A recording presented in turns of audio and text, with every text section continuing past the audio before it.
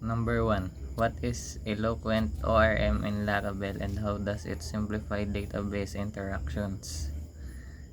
Eloquent ORM is an object relational mapper included in Laravel that makes it much easier to interact with your database.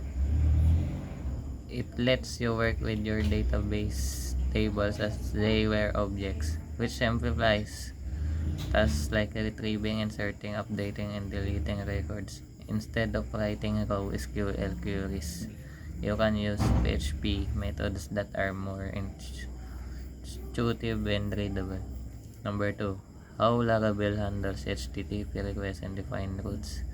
When an HTTP request, like visiting a URL in your browser, arrives at a Laravel application, it first goes through the public index.php file.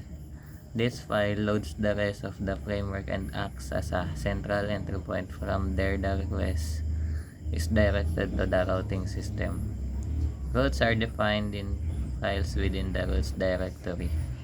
For web pages or APIs, a route maps a specific URL and HTTP method like get, post, put, delete to a corresponding action. This action usually a method in a controller or class or a closure function. For example, a route might be defined to handle a get request to users and call the index method on the user control.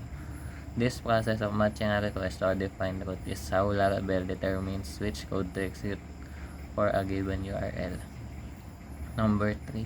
The role of Blade Templating Engine. Blade is Laravel's powerful and simple templating engine. Its main role is to help you separate your application's logic from its presentation layer, the HTML views. Instead of embedding raw PHP code directly into your HTML files, you use Blade's concise syntax to perform common tasks. 4.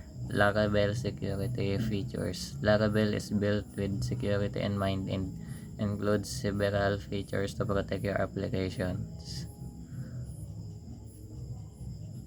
5. How Laravel supports task scheduling. Laravel provides a simple yet powerful way to schedule recurring tasks, often referred to as cron jobs, instead of having to set up a separate cron entry on your server for every single task. Laravel lets you define all your schedule commands directly into your application's code.